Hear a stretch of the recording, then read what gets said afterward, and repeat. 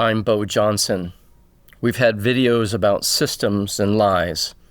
This is a video about truth. Truth is the alignment of word and reality. Reality illuminated by conscience and governed by moral law. Truth is not an opinion. It is what is. And moral law is the foundation that makes truth possible. Moral law precedes all human laws. It does not come from Congress, courts, kings, or majorities. It exists before legislation and stands above it. It is the standard by which all man-made laws are judged. If a statute reflects moral law, it is just. If it violates moral law, it is illegitimate. Moral law unites reason, conscience, and divine order. Reason reveals what is right. Conscience convicts us when we betray it. Divine order anchors right and wrong above personal preference. A man may silence his conscience, but he cannot erase the law written into his soul. Moral law protects persons, property, and liberty. You may not harm the innocent. You may not steal what belongs to another. You may not coerce a free man without his consent. Any government action that violates these is not law at all. It is force, pretending to be law. Moral law is universal and self-evident. It does not change with borders or eras. Jefferson called it, quote, the laws of nature and of nature's God, end quote. Aquinas called it, quote, the participation of the eternal law in the rational creature, end quote. This is why the founders declared, quote, we hold these truths to be self-evident, end quote. Not voted, not granted, recognized. Moral law is the boundary of legitimate power. A government that defies it forfeits its authority. You cannot legalize theft, coercion, or injustice and still pretend it is lawful. Legality is not the measure. Morality is. Where conscience is ignored and divine order denied, truth is absent, and tyranny grows in its place. Aristotle said, quote, to say of what is that it is, that is true, end quote. Locke wrote, quote, truth is the agreement of our ideas with the reality of things, end quote. Jefferson called truth, quote, the proper antagonist to error, end quote. Truth is not only logical, it is moral. It is the alignment of word and reality, law and justice, man with conscience. It is righteousness expressed through reason. Truth is the measure of all power, the mirror that exposes deception, the law that even governments must obey. Truth lives when a sheriff refuses an unlawful order because his duty is to the Constitution, not to the bureaucracy. Truth lives when a clerk says, I cannot stamp this, it violates due process, and chooses right over routine. Truth lives when a judge demands proof of jurisdiction before punishing a man because authority must be proven, never presumed. Truth lives when a soldier says, I will defend my country, but I will not wage an unlawful war.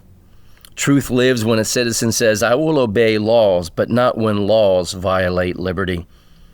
Truth lives wherever conscience conquers fear. The Declaration of Independence began not with grievance, but with acknowledgement, quote, we hold these truths to be self-evident, end quote.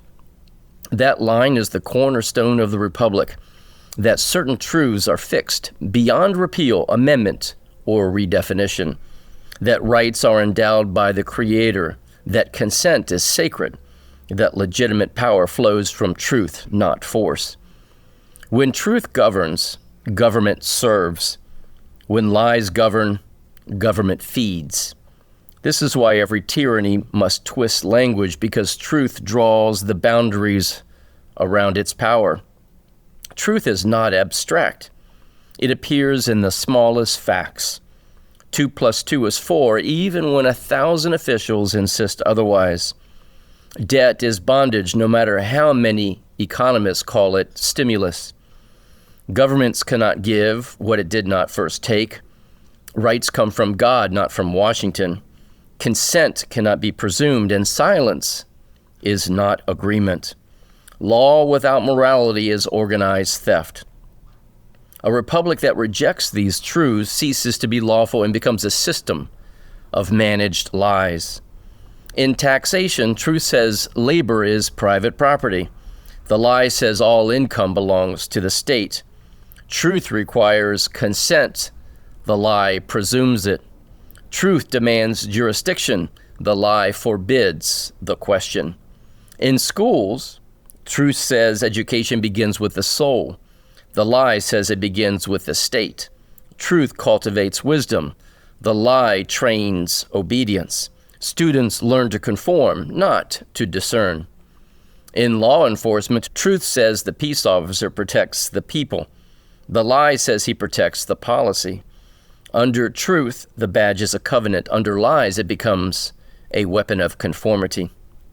In every institution, truth unmasks the counterfeit and restores moral order where bureaucracy replaced conscience. Truth is the antidote to the poison of lies. It does not require violence. It requires courage. When one man tells the truth, he weakens the entire machinery of deceit. When a community speaks it, systems tremble. When a nation reclaims it, tyranny dies of exposure. Truth restores law to its rightful place, not as an instrument of the state, but as the covenant of a free people. Truth enforces itself. It needs no police, no budget, no bureaucracy. Lies must be policed. Truth requires only conscience.